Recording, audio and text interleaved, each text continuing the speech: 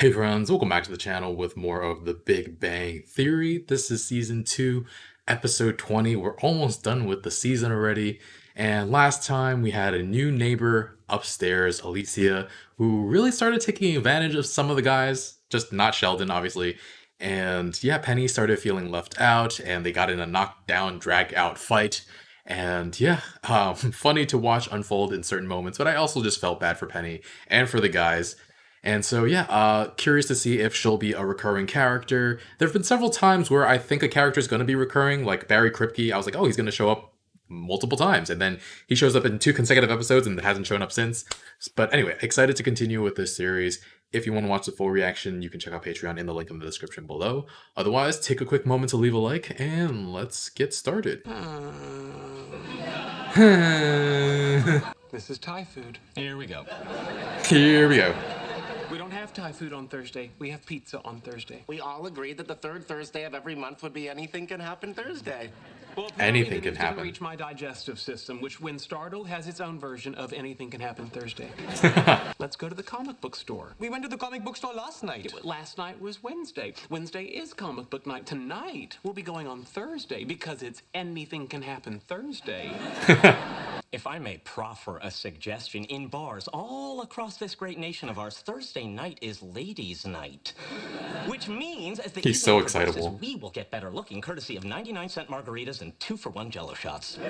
The odds of us picking up girls in a bar are practically zero. Practically Are you zero. familiar with the Drake equation? So you're saying there's a The odds of chance? making N equals R times FP times NE times FL times FI times FC times L? No. Yeah, that one. Yeah, that one. You can modify it to calculate our chances of having sex by changing the formula to use the number of single women in Los Angeles, the number of those who might find us attractive, and what I call the Wallowitz coefficient.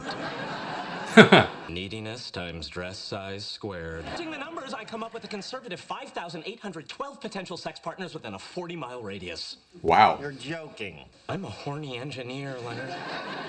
You ever joke about math or sex?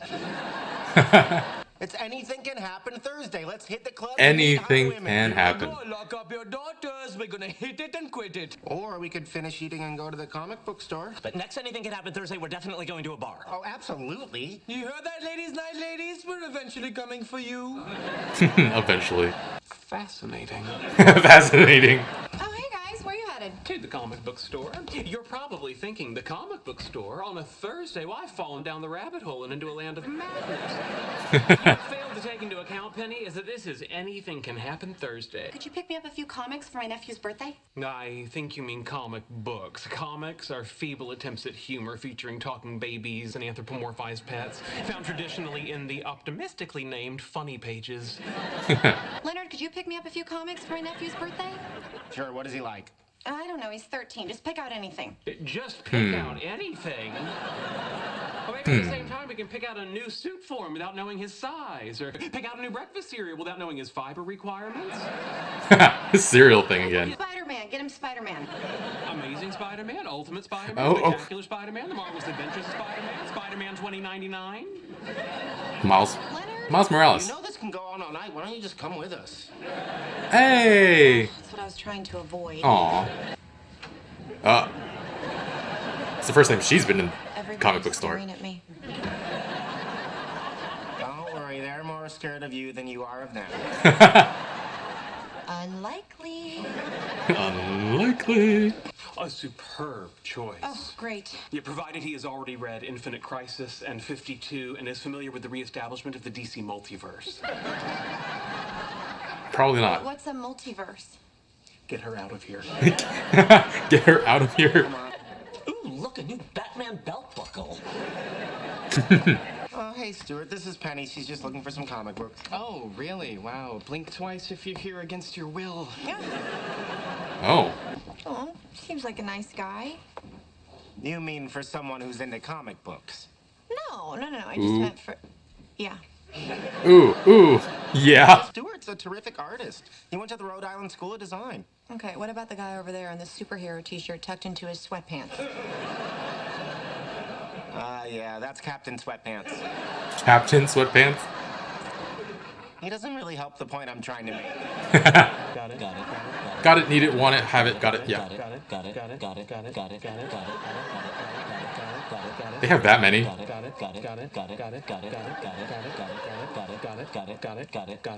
Need it. Oh. I need this for my Batman collection. Well, I need it for my Robin collection. Rock, paper, scissors, lizard, spot. Why would I gamble? Oh. It's my leg. Leonard, we need a ruling. Cut it in half? Ooh. What would you recommend as a present for a 13-year-old boy? 13-year-old girl. But if you're dead set on a comic book, try this. Say Hellblade? Hellblazer? What's this about? Blazer. Is this me? Whoa. Depends. Do you like it? Wow, it's really good. Yes, that's you. What if I didn't like it? It'd still be you, but I'd feel like an idiot. I don't Huh. believe it. I have got to learn how to draw. Oh. Have you seen Stuart all up in Penny's business over there? I don't think Nobody's he. up in anybody's business. Yeah. Let's just buy our stuff and go. I think Okay, you've they got just my get along. number. Now give me the picture. Well, you drive a hard bargain. Wow. So, Leonard, how are you enjoying Anything Can Happen Thursday?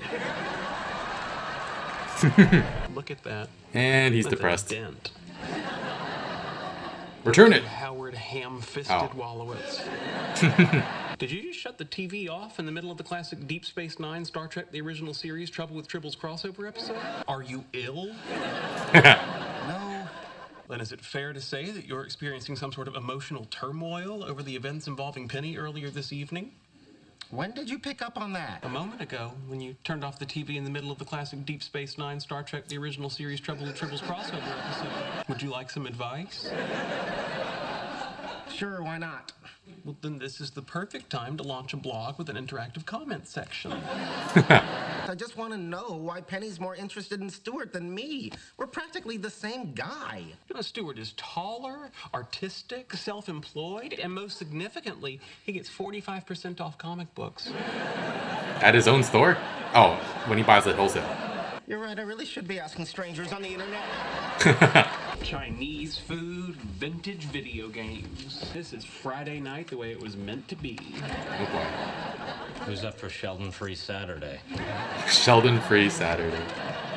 Oh. Hey guys, Stuart has a piece in an art show that's opening tonight. And you guys are going together. Great. Great. It is great. It's Friday night. That means Chinese food and vintage video games, right? Vintage doesn't even begin to describe what we have planned tonight. We are playing the classic 1980 interactive text adventure, Zork. Never even heard of it. Hey, Howard, Yes? take me to a bar with women. Let's go. Yeah. Let's go. Okay. He's so excited. Let me just go inside and slip off my underwear. Slip off my. Oh God. Well, if I get lucky, I don't want to be caught in my Aquaman briefs. Let's go. Everybody's changing their underwear. I'm not sitting here with a guy drinking a grasshopper with a little umbrella. Fine. A big one. I'll have a chocolate martini. I'll have a brandy Alexander. All right, the Three Musketeers just became the dynamic duo. What's Leonard staring Talk at? to some of these women. Way too early in the night for that. See, first we got the lawyers and the jocks, then the herd, and then Wow. we go after the weak and the old and the lame. Wow. I think it's nice that Captain Sweatpants showed up to your art opening. Aw. Yeah, it would have been nicer if he hadn't touched all the cheese. Ooh. Want to maybe come in for some coffee or something? Oh, gee, it's a little late for coffee, isn't it? Oh, you think coffee means coffee? That is so sweet. Oh. Come on, I think I have decaf. Oh, wow. Do you have a moment? Yeah, I guess. Sheldon, we're a little busy here, so. What are you doing? We're having coffee. Isn't it a little late for Oh. coffee? It's okay, she thinks she has decaf. Oh my God. In the event that Batman's death proves permanent, the original Robin, Dick Grayson, is the logical successor to the Batcowl. Ooh, Sheldon, I'm afraid you couldn't be more wrong. Ooh.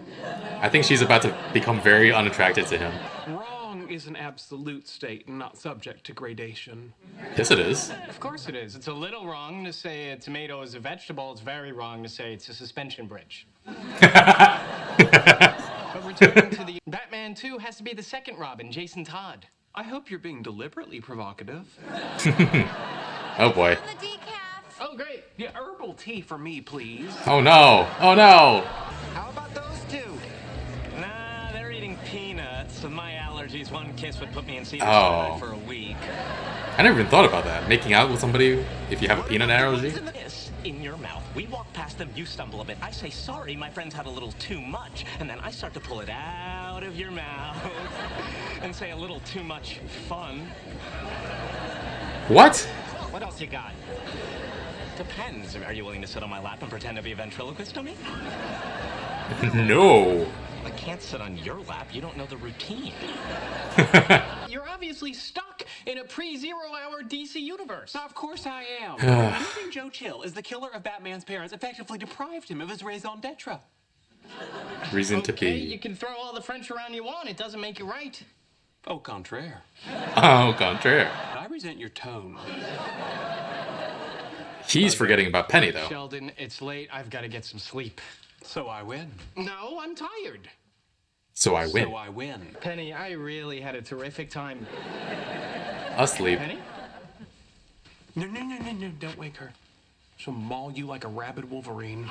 Throat punch. I thought you were good at this. Of course not. The longest conversation you've had with a woman was when your mom called. He strikes out all the time. Wow, you're just gonna make me come out and say it, aren't you? Say what? You're weighing me down. Oh really? I'll sit here, you take flight and hunt. Alright, let's see. Let's see that. Don't be ridiculous. You can't just tell a falcon when to hunt. Actually, you can. There's a whole sport built around it. Falconry. Let's just get Kuther Polly and go. And he's making out. Hello, I'm Sanjay Wolowitz from Bombay. Nope. Okay, I'm stumped. Wow. Morning, Raj. He's being spooned? Yes, he is. And he can't talk to her in the morning. He's trapped. Yeah, not so bad. Oh, it's comfortable. I like the idea of anything can happen Thursdays, and they started apparently to get out of a rut. Curious what kind of rut they felt like they were in. But yeah, just once a month, get out of your comfort zone a little, out of your routine. Yeah, okay. And they very nearly went to that bar that first night. They were all, Sheldon excluded, very excited to head out. And then they just chickened out and wound up doing something they do all the time anyway, by going to the comic book store. Though it was a little different because Penny went with them, so I guess anything can happen. And anything can happen and nearly did happen with her and Stuart. And yes, Stuart had a really nice time with Penny and nearly had a very good time with Penny, but he didn't even know it. And like Penny was clearly interested, which I didn't see coming. But yeah, Stuart was charming, not intimidating, and he's also the only person who didn't creep her out by staring at her so obviously when she came into the comic book store in the first place. Though he did have his eye on her, as evidenced by the drawing of her that he did. That moment where she asks, "Is this me?" and he says, "Depends, do you like it?" And she's like, "It's really good. Yes, that's you." Great sense of humor as well for him, and being creative and artsy can be a really attractive quality, so pretty smooth trading that sketch for her number as well. And yeah, he went to the Rhode Island School of Design. Wonder if he wanted to be a comic book artist before he became a comic book store owner. Or maybe he's still pursuing that dream. And yeah, he gave her good advice on which comic book to get her nephew. He does seem like a nice guy, if a bit inexperienced. Though to be fair, there was a time when I would miss very obvious signs from women, stories for another time. But at least I know that coffee suggests something other than actual coffee. But yeah, poor Stuart missed out. And he and Sheldon just argued about who should be the next Batman, should his death prove permanent. And I'm not too well read on the different Robins. I know there are between 4 and 6 Robins. But I was under the impression that Dick Grayson had gone solo as Nightwing and wouldn't come back to be Batman. Either way, I'm going to side with the owner of the comic book store on this one. Love that moment when Stuart says that Sheldon couldn't be more wrong, and Sheldon says that wrongness is a binary thing, there's no gradation there, and Stuart came at him with this. It's a little wrong to say a tomato is a vegetable, because it has seeds, which makes it a fruit. Not one you would put in a fruit salad, but a fruit nonetheless. It would be very wrong to say a tomato is a suspension bridge. And yeah, he's got a fun sense of humor. Really like Stuart as a side character. And he seems to be able to hold his own in a conversation with someone as smart as Sheldon. But this is his area of expertise, though. Anyway, all this happened because Penny was looking for a comic as a present for her nephew. Sheldon had to make it difficult, listing all the ways in which we need more information to know her nephew's tastes. And when Penny says Spider-Man, he lists a bunch of different Spider-Men as well. At first, I was listening to see if he would mention Miles Morales before realizing that this episode aired before Miles Morales was even created. Makes me feel really old because, I don't know, it just mind boggles me a little bit because Miles Morales feels like he's been around for as long as I can remember, even though it was just 10 years ago at this point. And yeah, like that moment where at the comic book store where they were just like, got it. Sheldon and Howard fighting over that one copy of that Batman comic. Just have Stuart order another one. Like, that's what comic book stores are for, right? Anyway, obviously, Leonard isn't a fan of Stuart and Penny getting along, claiming that he and Stuart are practically the same guy, which gotta disagree with that. Stuart has shown himself to be much more self-assured and exudes a lot less of a desperate vibe, at least so far. But at least it pushed Leonard to do something new. He's so upset that Penny is going with Stuart to an art show that Stuart is in, and he decides to go to a bar and meet women. Not the greatest motivation, but it does get him to try new things. And I've actually never hit on a stranger before. I've always gotten to know some people first. I do have a killer line, but it's not a pickup line. Maybe something I could use in the middle of a conversation, but I'm going to keep it to myself for now. But I've got to think of a way to slip that into if I ever decide to flirt with strangers. But yeah, I'm going to keep it to myself because I don't want people stealing it just yet. It's that good. Anyway, Raj he keeps trying to order these girly drinks, which upsets Howard and makes him go off on his own. But I mean, Raj is the only one who gets lucky by the end of the episode. And when he wakes up, he looks like he doesn't even remember where he is or what happened to him. And what happens when she wakes up and he can't talk to her? That's going to be really, really weird. And, but he gets to enjoy it in the moment, which is nice. But yeah, Howard's strategies are to wait until all the successful, attractive men have had their pick of the women, and he'll swoop in and have his pick of the women who feel undesirable. I mean, it's a strategy, but he even uses the phrase that the attractive guys or the lawyers or doctors will thin the herd, which makes it sound super predatory, and the boy is just too much.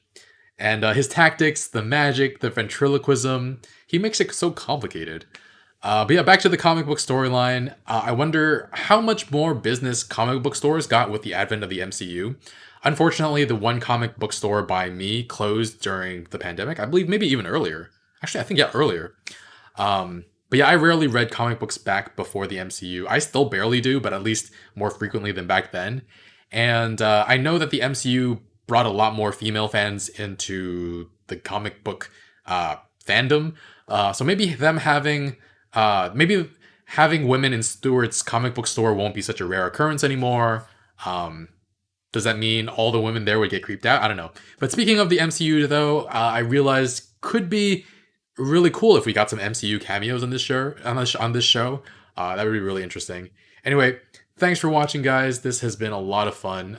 Leave a like, really helps out the channel. And if you want to see full reactions or episodes a week early, you can check out Patreon in the link in the description below. Yeah, thanks for watching, and I'll see you guys next time. Bye, friends.